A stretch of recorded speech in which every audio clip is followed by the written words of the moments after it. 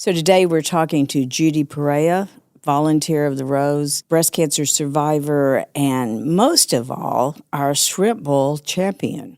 She's here to tell us about the shrimp boil, but she's also here to share her story as a patient. She came to the Rose for years as an insured woman, and then her husband lost his job and they lost their insurance, and that was when she was diagnosed. I was always impressed that Judy continued to do her mammograms no matter what, and she knew that if she came to the Rose, she would be taken care of, and that's exactly what we did. Judy did her best to stay positive, keep her family from worrying. In fact, her diagnosis came on her wedding anniversary. But as Judy would, she didn't tell her husband because she wanted it to be a fun day for her and her husband. Judy's been a survivor for 24 years now, and she's been a volunteer at the Rose for just about that long. Help me welcome Judy and hear her story about why a diagnosis of breast cancer turned her into a champion of the shrimp boil. When you subscribe to our show, you help us grow. Someone you know may need to hear this story, so please share with your family and friends. And consider supporting our mission. Your donation can help save the life of an uninsured woman. Let's talk about your breast. A different kind of podcast presented to you by The Rose, a breast center of excellence and a Texas treasure. You're going to hear frank discussions about tough topics. And you're going to learn why knowing about your breast could save your life. Judy, thank you so much for being with us today. Thanks for inviting me. You know, your history with the Rose starts long before the shrimp boil, which we're going to talk about. But tell us when you first came to the Rose. I can't tell you the year that I first came to the Rose because I always came here for my mammograms. Mm-hmm. But in the year 2000, I came in for just a regular yearly mammogram and was called back and said there was something suspicious. I panicked because at that time, we had no insurance.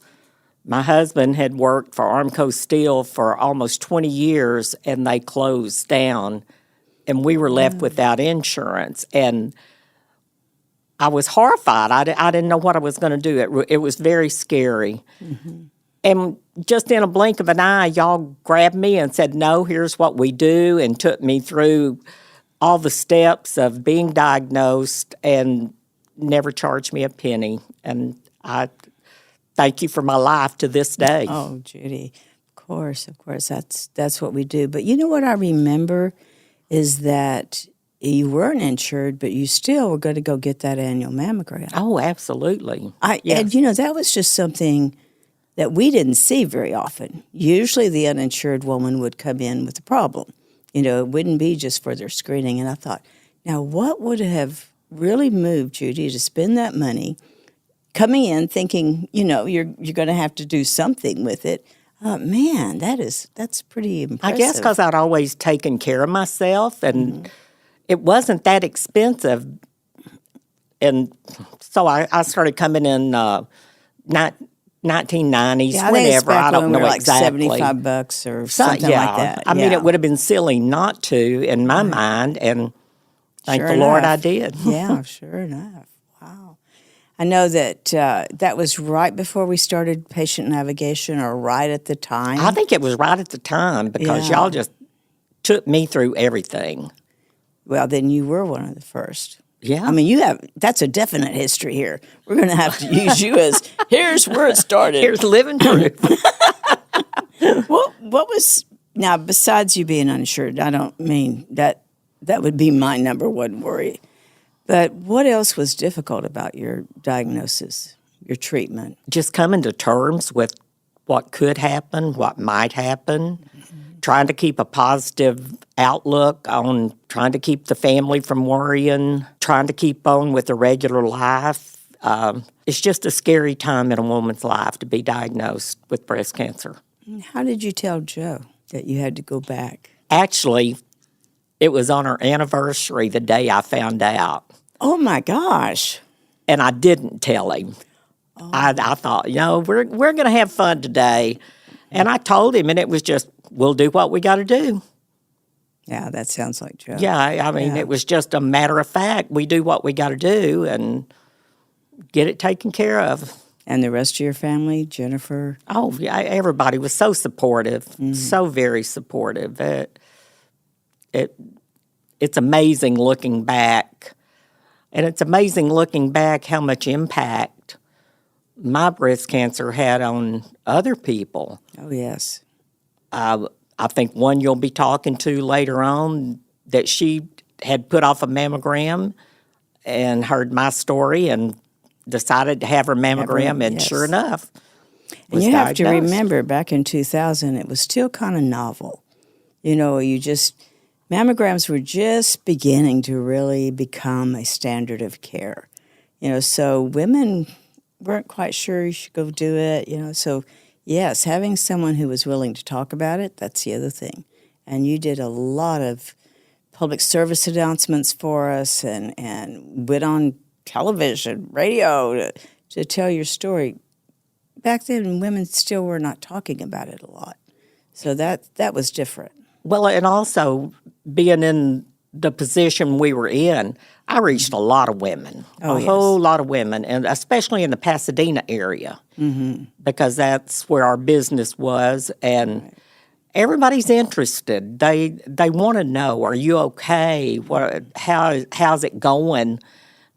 And you just have that positive attitude because you got so many people behind you, loving you and wishing for your good luck. Right. So 24 years? Yep. 24 years. Wow, that is congratulations. Thank you. Really, Thank really, you. that's I celebrate every year.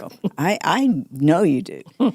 Now, what put it in your head to raise money for the Rose? Y'all had a program that you had started, and I think it was called Mind, Body, and Spirit. Yes, you were one of the and I got participants. To be participating in that, and it just kind of gave you courage or the want to do something else. Like, look at all this. Golly, they're helping everybody else. We need to help them.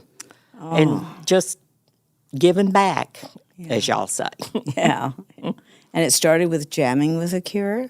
Jamming for the Cure. And then I got on the committee, couldn't even tell you the exact year. I think probably 2002, 2003. Just sat back, didn't participate, just listen. But y'all needed people on the committee because I think then it was mostly your employees that was doing all the work. Yes. And the couple that had been cooking for some reason had to bow out. Right. And silly me, I said, hey, I got a guy I can cook. And that's where little Mark came in. I always wondered how you convinced him to become hey, Mark, our cook. We just need you. Joe asked him, you think you could cook about 500 pounds of shrimp? Well, yeah. And he brought the other cookers. And a lot of the other cookers were our customers also. It was just a community thing with us and our immediate. Of course, it's grown so much. He's brought in a lot of people. Oh, yeah. And yeah, that cooking team is impressive. Very impressive. They are like clockwork here. They set this up at whatever time it is. He knows what's coming out of that. Oh, absolutely. Pots. Yeah. And they've replenished the equipment we started with. Yes. Oh my! It was a good thing. It was a real good sure thing. About that. Yes, it was. It just kind of happened. It just kind of fell into place. But it fell into place because people like you kept coming back every year and being on that committee. Now, it became a challenge. How can we do better this year? Right. Can we do better next year? And last year we topped 200,000, which was a record. And oh my gosh, that just raised that bar, Judy. We got to do a whole bunch this year. Well, we'll do it. We're going back to the 80s, so. I know. I'm not sure how that got going, but our theme is back to the 80s. And what are you going to wear? I don't know, but I bet there'll be a lot of Hawaiian shirts there anyway. Do too, yeah. Somehow or another, the shrimp boil became Hawaiian time, and then I remember, and you may have been on the committee when I tried to get everyone to change. And let's cook something else. Let's have a barbecue or something. And boy, was I voted down. It was no way we're going to do shrimp. It's now the shrimp boil. It That's is for that. sure. That is it. Tell us. You describe the shrimp boil for our listeners. What happens? Well, if you're on the committee, you get there a little early, and it's this huge, well-decorated room with not that much activity going on other than things being set up, last-minute details. And then slowly but surely the people start coming in, and you see, hey, how are you doing? Right. Hadn't seen you in a while.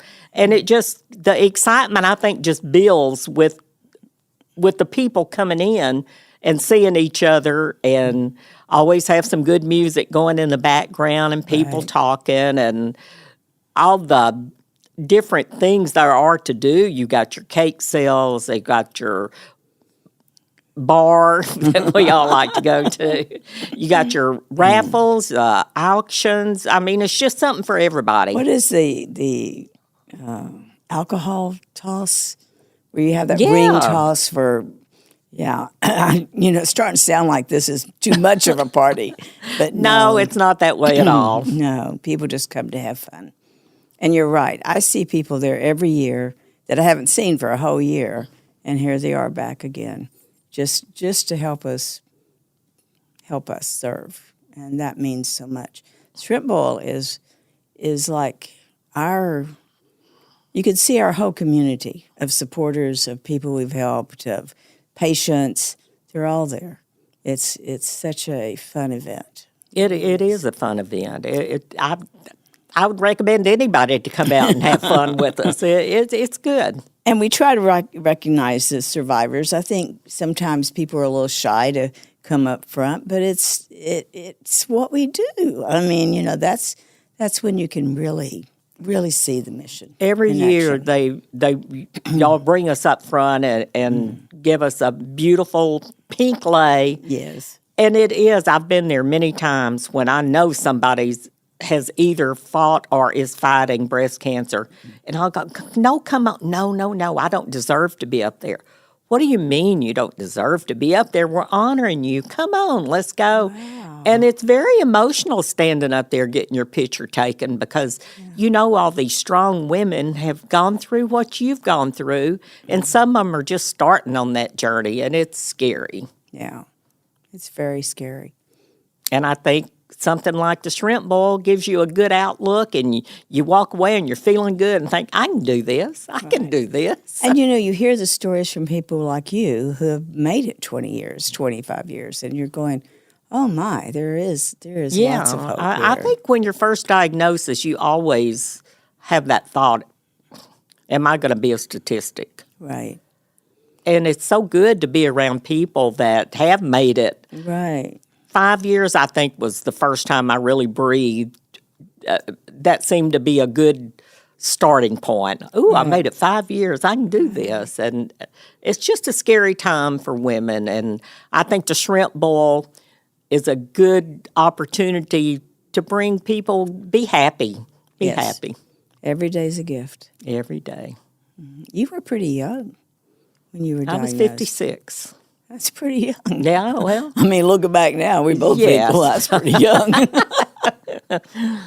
Tell me about Ella. Oh, my goodness. My sister-in-law. I had two sister-in-laws, and both of them are great. Both of them are talented, but Ella could quilt. And just when we first got involved with the shrimp boil, I would ask friends and neighbors, whoever, to donate something. It was mainly silent auction. It was mainly silent, yes. And she started making quilts. Well, what I didn't realize at the time, Ella designed all her own quilts. She didn't use patterns from other people. So anybody that bought a quilt from the shrimp boil, it's a Ella original. And you're not going to find that anyplace else. I should have realized that because they all had that unique theme to them. She always picked something different. She wrote the title. She always Right. titled her quilts. Right. And it's always on the back. Yeah. Yeah. And she must have done that for, I guess you brought her in probably 2003 or when she started doing those quilts for us. Yeah. Yeah. Yeah. At the time she was still working, so it was not the extravagant quilts like she donated later on. And not only did she do all the work, she bought all her own material. She spent a lot of money making those quilts. Absolutely. But was so happy. Oh, it made her so proud. Oh, yeah. And I'll go back to the Waltz Across Texas. This is something I don't think Jennifer even knew. When she was back there bidding for her best friend, I was sitting at the table with my best friend that was bidding against her. Oh. And once it got to 10,000, my friend, the Buxtons, they thought they had won it, and they quit bidding. Oh. But as it turned out, that wasn't the case because she didn't go to the 10,000. She went to the 9,500. Anyway, it was exciting for all of us. The quilt was dedicated to Joe and I. Waltz Across Texas, because we loved our dancing, our country music, and everything on the Waltz Across Texas relates to Texas. Oh, yes. It's all musicians from Texas, so Right. it's a beautiful quilt. It really is. We have so many pictures of that, of her showing us the different things on that. And I know our listeners won't appreciate this, but somehow or another you got her to do a mini podcast with Freddie. And was she mad? She was so mad. I really didn't think. Y'all had told me you wanted to get a little broadcast with her. I didn't really think she would be mad about it. And I just didn't say. I tricked her into going in there. And she kept giving me this look. And I thought, you know what? She really is mad. And afterwards, yes, I heard a few choice words. But I'm so thankful we got that. Yeah. As you know, she passed this past, last year now. Yeah. And it's such a sad time. Oh, but we've got her voice forever now. Forever, that's true. And she will be well remembered by many, many people. And I'm proud that she was my sister-in-law. Oh, yes. Should be. But, those are the kind of stories that have made the shrimp boil last for 35 years. The people who, of their own heart, their own generosity, just came to support. And think of all the uninsured women you've helped. Oh, my goodness. Oh, my gosh. If I went back and looked at the increase in uninsured we've had every year, I mean, it's phenomenal how many people still need help. But it hasn't gone down. No. And it just seems like, just like you, it always happens at one of those in-between times. You lost insurance. Some of our ladies have had a divorce. Some of our ladies, it's they've lost their job and they just don't have the insurance. It's not like they've always been without. So it's really hard to ask for help. That's exactly right. Mm-hmm. It is hard to ask for help. And had the Rose not just took me by the hand and did it for me, I really don't know what I would have done. I truly don't know what I would have done. So, ever thankful. I really hadn't thought of that, but you wouldn't know. I mean, even when you have insurance, you don't know what's the next thing. I've always said, everybody, no matter what disease, no matter insured, uninsured, we all need a navigator. We all need someone to say, here's your next step, and here's why it's important. And, we need to get you on in. Because, my gosh, that can be a very paralyzing time with fear. I mean, it just can be. And I think the shrimp boil is the perfect example to let people know that the Rose is there to help. That's what y'all do. That's your job. Right, that's our job. And I say this all the time, the only reason we can do it is because of community. It has been this community that supported us for so long. Oh, it has been and great. Kept us going, yeah. And, of course, I think you as a committee member knows this, but the Shrimp Bowl happens on the last month of our fiscal year. So we always count on it to get us through that year. And we say our mission hadn't changed in these 38 years, but a lot of things haven't changed. We still wait on the Shrimp Bowl, and it is such an important event to us. Thank you for being on the committee for all these years. Thank you for bringing your entire family. I mean, it's just like, well, that's a Judy table. That's a Judy table. That's another Judy table. We just go through the list and go, oh, yeah, well, they're all here. I've already sent out my little text this year for tables to be bought. So. Yes. And I think the idea of buying the table is such a good idea because we have had a crowd that we had to find tables for or find seats for. So, it's just bring your family, bring your friends, enjoy the afternoon. Tables are fun. Yeah. You have your own group there, but you have the table next door to you that you probably know some of them over there. Mm-hmm. It's just a fun time. Yeah. I say everybody come out. Oh, yes. And we're doing this because? We're raising money to help the ladies that can't help themselves. And that is, you're a living example. I am a living example. One of our and best. Hope to live a few more. Oh, I know you will. You better. We can't do the Shrimp Bowl without you. Thank you, Judy, for being with us today. Thank you for inviting me. We appreciate you so very much.